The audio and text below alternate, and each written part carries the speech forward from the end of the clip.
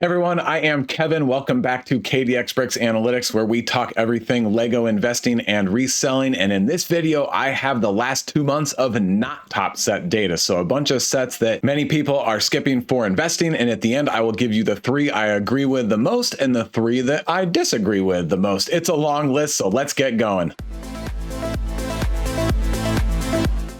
First set on the list, no surprise, is the UCS Hulkbuster. 25 total mentions and 5 more in the last couple of months. At $550, I can see why so many people are talking about skipping it for investing. Most of the sets at the top of this table are easy skips. Some in the middle I don't agree with as much, but a fair amount of the build is actually pretty good, but the torso and chest area and then the print on the head and the headpiece, it looks like he is in a game of whack-a-mole and just got whacked. Next up is the Atari 2600. 21 mentions against investing and 4 in the last couple of months. I feel bad about that every time with this set because the build is really good, but the source material is just so old-fashioned that there will not be a lot of people seeking this set out on the secondary market. But I will point out 4133 brick set members that already own it and another almost 2,000 that want it. It's not terrible. I think after a long hold time and a decent discount, there could be a chance, but it's too long of a hold time for me, even though I do love the build, the colors, the design, everything about it. I played one of these when I was tiny, and I have good memories of that. So there's a lot of nostalgia for me on this set. Third on the not top sets table is this Chewbacca with 19 mentions and almost half of them in the last couple of months. So Chewie's not popularity is on the uptick right now. Poor Chewie. Keep in mind, I watch as many other Lego investing and reselling videos on YouTube as possible. And every time the presenter talks about a set that they are skipping for investing, then I record that as a mention on the not top sets table. I'm swimming upstream against most everybody else on this one. I actually don't hate this set. Yes, the face is terrible. It's grown on me a little bit. $200 is way too much. At $100 and a little longer hold time, I think there's actually a little bit of potential. Keep in mind, it's a 4.1 on brick set. That's not terrible for brick set. You know, really high on brick set is a 4.5 and average is probably 4.2 or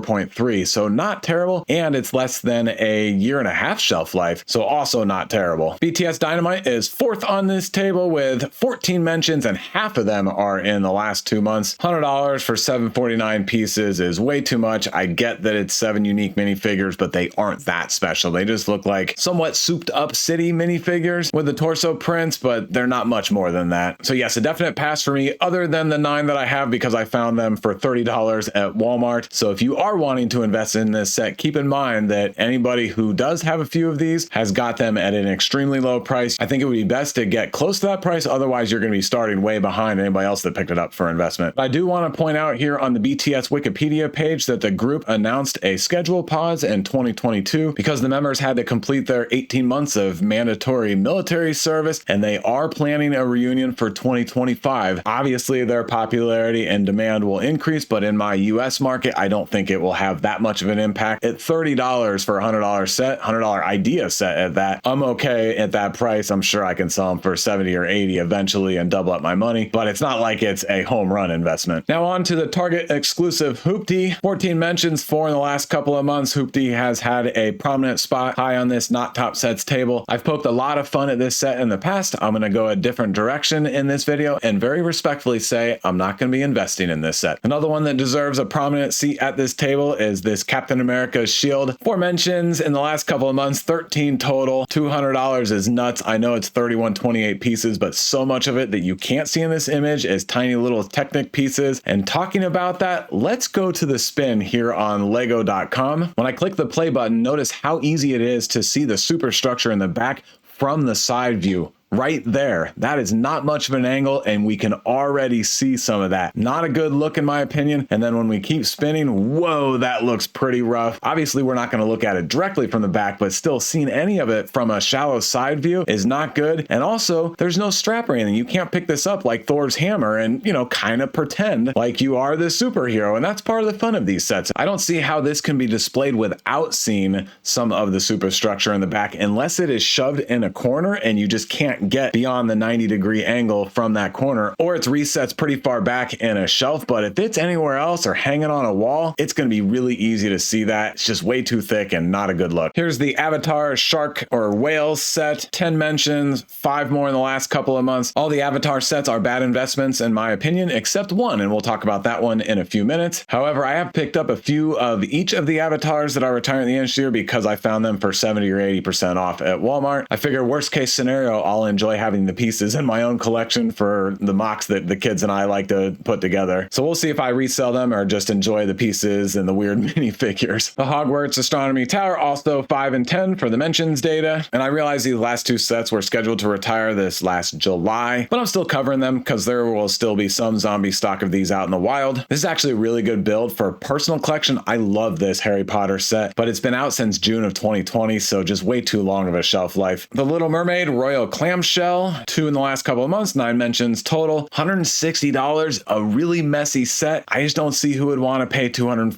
to $300 for this, so I'm definitely passing. UCS Luke's Land Speeder, another one that causes a bunch of drama and controversy. $240 is way too high. It's been on sale for 40% off at Target here and there, maybe even 50% off somewhere. At those prices, I think there is some potential for growth, probably a little longer hold time, but I do want to point out a 4.2 on brick set isn't terrible. As much as everybody says how awful this set is, I actually don't think it's that bad, and many people on brick set are agreeing. And also, it's the first UCS land speeder. All first UCS Star Wars ships have grown a fair amount in value, and let's look at the pictures here on lego.com. There have been a lot of complaints about the faded color. I kind of like it because it makes it look like it's flying around in dusty Tatooine. The shaping of the back and all 3 engines is pretty good. The tubing that stretches to the middle and around the nose, I think, is a good design choice. The canopy is a solid piece. And then this profile pic actually looks pretty decent. Again, it's risky, but I don't think it's as bad as many people make it out to be. The Tennu Jedi Temple, also 9 mentions with 2 in the last couple of months. This is the standard annual Star Wars 4 Plus set that is way overpriced and everybody hates on, and I absolutely agree. Now we can see a low brick set score that makes sense, only a 3.2. Move over Hoopty, I've got a new least favorite set of the year, and that's this N1 Starfighter Microfighter, and I'm sorry Hoopty, I know I said I wouldn't poke at you in this video. This pancake microfighter with a choppy, awful build is $16. 88 pieces, $16, 2 minifigures, neither of them are exclusive, and one of the 2 minifigures is Grogu, which is a tiny amount of plastic. Yes, he's adorable, but he's been in a ton of sets. The Mando minifigure is pretty good, but it's not exclusive, and $16 is ridiculous. I wouldn't pick this up at $5. I think it should have way more than 9 mentions against investing. Here's the other few retiring Avatar sets, all 9 mentions with 4 in the last couple of months. Again, Avatar sets are easy passes. There's a second one, and then there's a third one. All 3 of those are like flying creatures with vinyl pieces, kind of interesting. With 8 mentions against, we've got this Fairgrounds Collection Icons Loop Coaster, definite pass. You would think there might be some potential because when we go to the Fairgrounds Collection sets, we see this Grand Carousel that retired in 2010, $250 to over $1,600. The Fairground Mixer, $150 to $200. The Ferris Wheel from 2015, $200 to $338. The second Carousel, $200 to $365. But here's the first roller coaster that retired in 2021, $380 down to $345. The Haunted House that retired last year, $300 down to $245. So this loop coaster, total pass. The mini Disney Palace of Agrabah from Aladdin, also 8 mentions, 4 in the last couple of months. It is a beautiful set. I love it. I actually have 2 because it's been 30% off a lot recently. I'm sure it's a long hold time, but I'm going against the grain, and I think there's some potential here because Lego now has 5 mini Disney castles. They're small, they're easy to display, they look nice together. Yes, a very long hold time, so I don't want to pick up any more, but I was glad to get the couple. 1 for me and 1 just to put away. UCS AT, 8 mentions against. All of those mentions are people saying, hey, I'm not investing in a $850 set. Most everybody agrees that this one will grow in some value, again, because the first of a UCS Star Wars ship or vehicle has done well in the past. I expect this one to be in the $1,500 or so range, but I don't want to invest in it. Still too much of a risk for me. Jade Rabbit, 7 mentions and 5 in the last couple months. I think it's because Lego put this set on 30% off recently, so that would, of course, get a lot more attention, and that means other YouTubers are saying, hey, even though this one is on sale, they are passing on it. The beefy R2-D2 at $240. You know, I think just look at the build and enough said. Yoda's Jedi Starfighter spider with 7 mentions against investing, $35. Make note of that because the virtual exact copy set that retired in 2018 was $25. It's up to $40. It's not bad, but the new one is $35 total pass. 76252, the Batcave Shadow Box. This is an amazing set, and this one, in my opinion, is an unknown. I realize it has 7 mentions against investing. There aren't many mentions in favor of investing. Its enthusiasm score is very low. It's $400, so definitely a huge